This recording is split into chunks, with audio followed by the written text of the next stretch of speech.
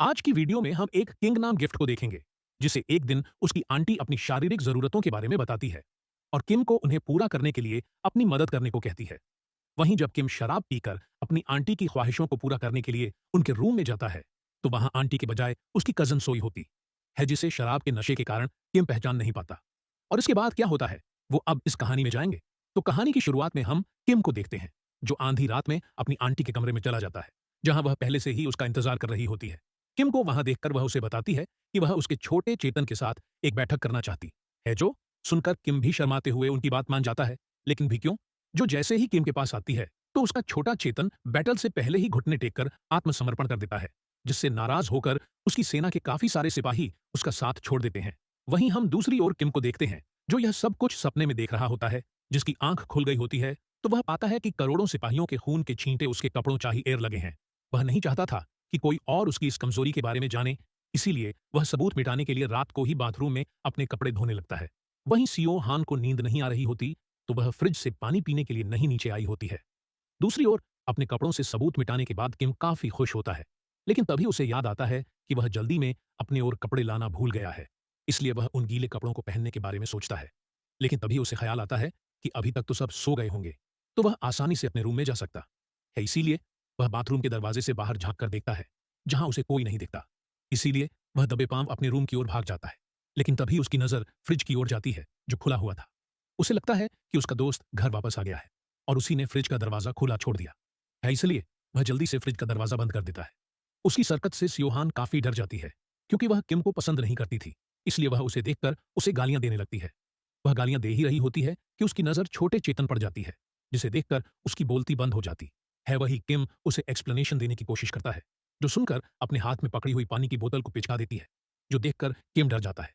सियोहान की आंखों में आंसू आ गए होते हैं, जिसके बाद वह किम को ठरकी कहकर वहां से अपने रूम की ओर जाने लगती है। टीम उसे समझाने की कोशिश करता है कि ऐसा अब एक मिसअंडरस्टैंडिंग है, लेकिन वह उसकी एक नहीं सुनती। वही एम सियोवान को अपने मुंह में देखते हैं, जहां किम की हरकतों की वजह से उसकी काम वासना जाग गई थी और वह छोटे चेतन के बारे में सोचकर शर्माने लगती है। वहीं हम किम को अपने रूम में देखता है, जहां वह सियोहान को याद करके रोने लगता है, क्योंकि उसे लगता था कि वह कल अपनी मॉम को इस बारे में बता देगी तो वह उसे लात मारकर घर से बाहर कर देगी। इसीलिए वह इससे पहले भी, क्योंकि जो उसकी बेइज्जती करके उसे घर से बाहर निकाले, वह खुद ही घर छोड़ने के बारे में सोचता है। वहीं सुबह हो जाती है, तो किम कहीं जा रहा होता है। टेंशन की वजह से उसे पूरी रात नींद नहीं आई होती। जब वह रास्ते से जा रहा होता है कि तभी उसका ठरकी दोस्त योंग बिन वहां आ जाता है, जो पहले किम के नए हेयर कट की तारीफ करता है। योंग बिन को वहां देखकर कि मुझसे पूछता है कि वह कल रात कहाँ था और घर वापस क्यों नहीं आया, जहां योंग बिन उसे बताता है कि वह कल रात एक लड़की को ट्यूशन दे रहा था। जो सुनकर किम योंग बिन से पूछता है कि उसे खुद को कुछ नहीं आता, तो वह लड़की को क्या सिखा रहा था, और उसे अपने साथ फालतू मजाक न करने को कहता है। जो सुनकर योगबिन किम को बताता है कि वह कल रात फाइनली अपने सपनों की शहजादी से मिला। योगबिन की बात सुनकर किम को लगता है कि वह जिया की बात कर रहा है, मगर योगबिन उसे बताता है कि वह कल रात एक बार में गिरा था, जहां उसे एक लड़की मिली। मैंने अपनी बातों से उसे इंप्रेस कर लिया और वह मुझे अपने घर ले गई, जहां मैंने उसका खाता खोलकर उसके साथ पूरी रात गबब किया। वह आगे बताता है कि वह लड़की उसके प्राइवेट ट्यूशन से इतना खुश हुई कि अब वह जब चाहे उसके साथ इंटीमेट होने के लिए उसके घर जा सकता है। वही मूवी यह सब एक्सप्रेशन के साथ बता रहा होता है, जो देख करके उनकी बोलती बंद हो जाती है। वह उसे देखकर सोचता है कि मैं अभी काम क्रिया करने के बारे में सपने देख रहा हूं और यह उन सपनों को रियल करने में लगा है। तभी योंगबिन किम को बताता है कि वह अगले कुछ दिनों तक घर वापस नहीं आ पाएगा, और वह किम से उस लड़की के बारे में पूछता है जिसे उसने किम को लास्ट टाइम मिलाया था। डोंगबिन किम को बताता है कि वह लड़की भी शहर में अकेली रहती है, इसलिए वह उसके साथ टाइम बिताने को कहता।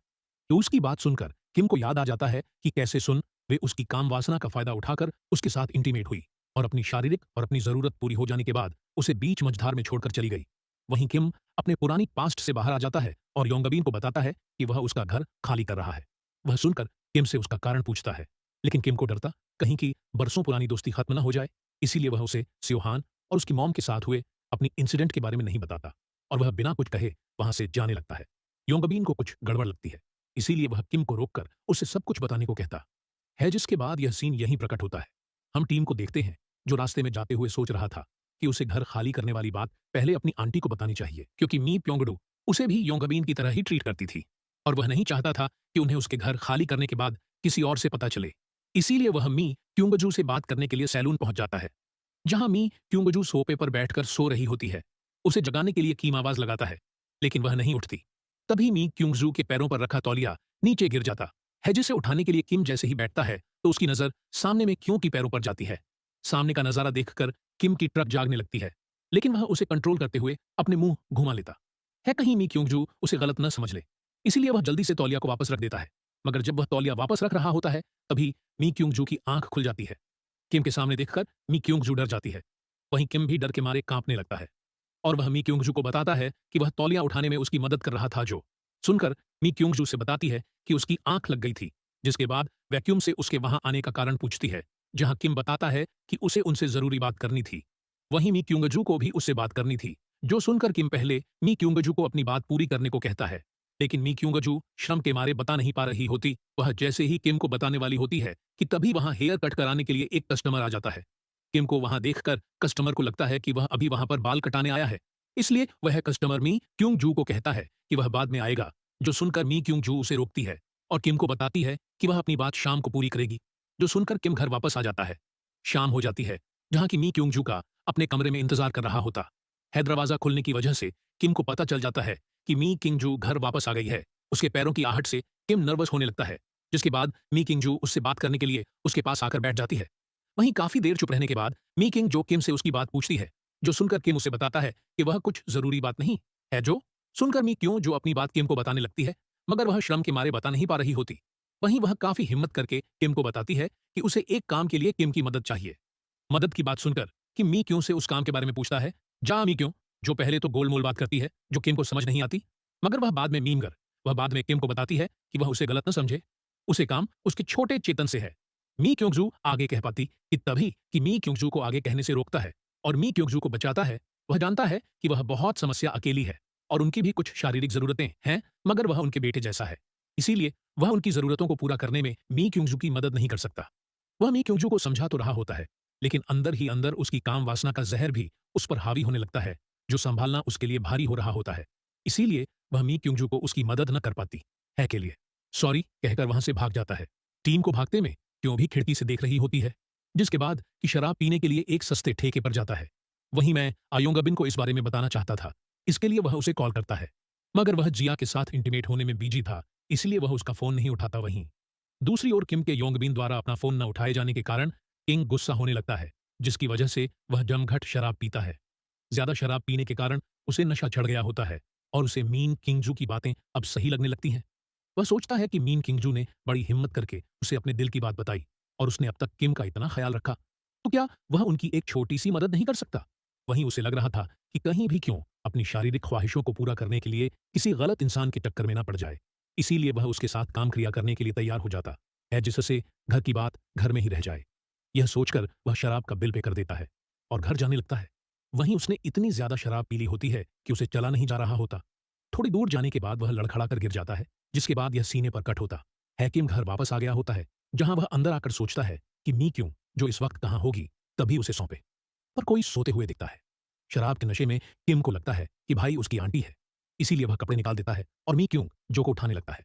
मगर जब वह उसके उठाने से नहीं उठती तो वह रोने लगता है, जिसके बाद वह उसके ऊपर से चादर हटा देता है तो किम के तोते उड़ जाते हैं, क्योंकि वह मी क्यों जो की जगह सियोहान होती है।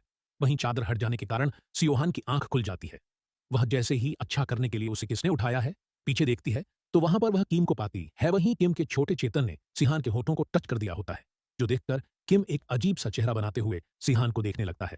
किम की इस हरकत की वजह से सिहान के गुस्से का पारा चढ़ जाता है और वह उसे खींचकर थप्पड़ मारती है, जिससे किम के गालों पर 5 उंगलियां छप जाती है। किम उसे एक्सप्लेनेशन देने की कोशिश करता है, मगर वह उसकी एक नहीं सुनती और बिना कुछ कहे अपने कमरे में चली जाती है, जिसके बाद यह पार्ट यहीं पर खत्म होता है। तो हम अगले पार्ट में देखेंगे कि किम की आंटी की कौन सी ख्वाहिशें थीं और क्या किम उन्हें पूरा करने में भी